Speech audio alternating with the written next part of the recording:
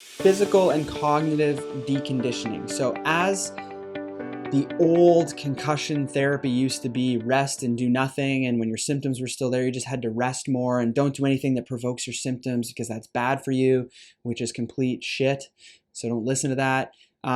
People have developed what's called kinesiophobia, where kinesiophobia is the fear of movement or the fear of exercise because you're afraid that doing exercise is going to provoke things or make it worse, so you avoid it.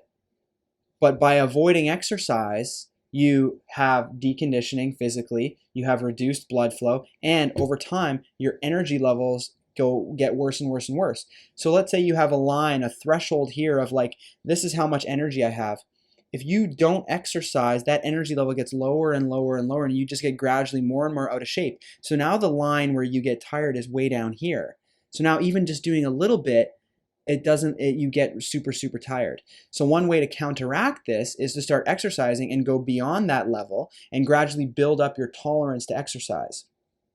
The example I use time and time again with my patients is the marathon example, right? If I tried to go run a marathon right now without training, I wouldn't do very well. I would definitely not finish, and I would probably die before the finish line. But if I made it a goal to run a marathon in a year from now, I could start training and slowly building up my tolerance to eventually be able to do that. So just because you can't go and do the exercise you used to do doesn't mean that you shouldn't be exercising. It means that you should find out where that threshold is, and the way that you do this is through a proper treadmill test, and then somebody will give you a good exercise protocol to follow, where you gradually build that up and you build up your tolerance to the point where you're getting more energy, you're able to, that line gets pushed further and further away where you can get to it. There's another thing of cognitive deconditioning, and this is due to cognophobia, which is the same as kinesiophobia, but cognophobia is the fear of using your brain for cognitive activities because you think that doing too much cognitively is going to set you back or make you worse. And so what do? You try not to use your brain. Well, your brain requires it to be used.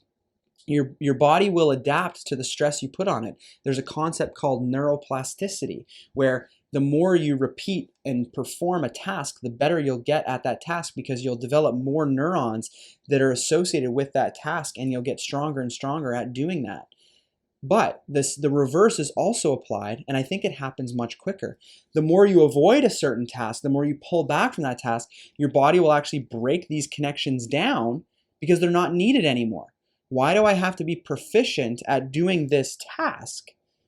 Because I haven't done that task in 6 months. And it starts to break these connections down. And you end up getting worse and worse and worse and worse. And this is what happens to people in this stage. They're given the improper advice immediately, which is rest and do nothing for 2 weeks. And that right away cascades this entire process of them going downhill and getting worse and worse and worse, because anything they do that makes them feel a little bit worse, all of a sudden they become afraid of and they don't want to do it. And what does that do? It just brings the line closer to you. So now even the smallest little thing like going up a flight of steps is too much. So now you avoid stairs because it's too much. Well, guess what? You're not going to get better, you're going to get worse. And that's really the thing here.